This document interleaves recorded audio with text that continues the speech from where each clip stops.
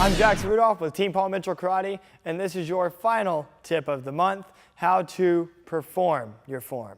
The presentation of a performance is the most important part. If you don't know how to sell it and if you don't know how to make it look good, then there's no point in going out there in front of people and showing your skills. You have to be able to sell it, especially to people that don't know anything about martial arts. A major reason to go out and do demonstrations is to promote your karate school. And so if you go out there and all of your students are just kind of going through their motions and their performance doesn't look inspired, that's not going to make people say, oh, hey, I'd love to come to that karate school. It's going to be like, oh, that looks like slave labor. I don't want to do that.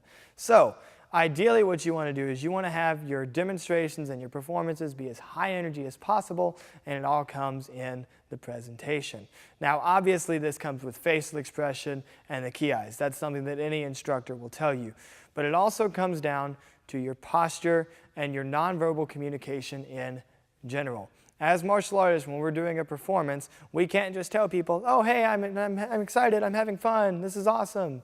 You know, you can't verbally communicate those things. So we have to use pantomime and nonverbal communication to convey those things to an audience. What I mean by that is, even when we're just walking up to get into position to begin a performance, you should walk with your back straight, chest out, nice and confident. Definitely not cocky, but you want to have that air of confidence about you. Same thing in competition, not just in demonstrations. In competition, it's even more so important because you want to show a dominance, so to speak, over other competitors with that confidence. Then as you're going through a form, if your posture is not up, you're not going to look as strong. When your posture is up, you look like a much stronger competitor, you look like a much stronger performer. So posture is a major part of your pantomime and your nonverbal communication.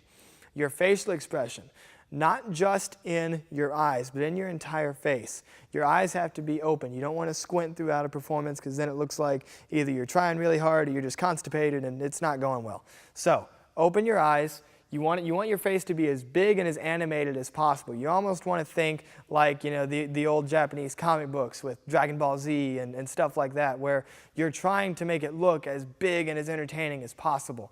And that's what you want in every performance. You want it to be full of energy, and you want it to be very big.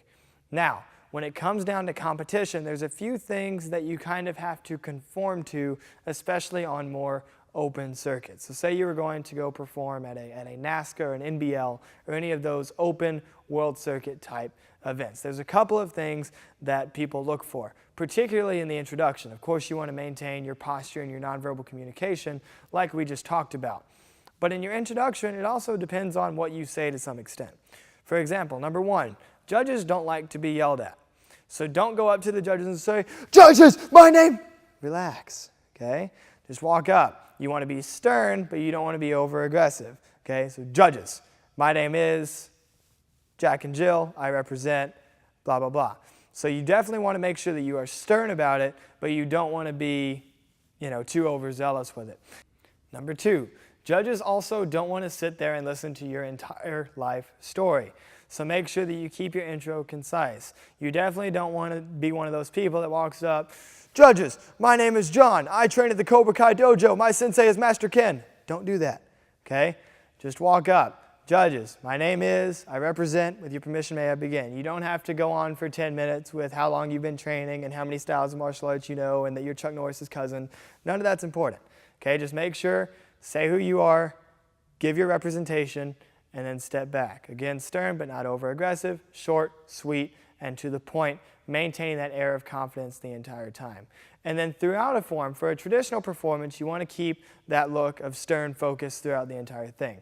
But for creative and extreme performances, you want to keep that look of focus when you're striking, but when you're doing tricks, you can either look focused or you can make it a little bit more fun. You can also open up your eyebrows, maybe give out a woo, a hoot and a holler. That's okay. You don't always have to do like evil death key eyes the whole time. Sometimes what you can do is you can be doing a move, maybe something where the bow slides away from you, do a whoa, whoa, ha! And have those little kind of, not jokey, but a little bit more light, more fun-sounding yells.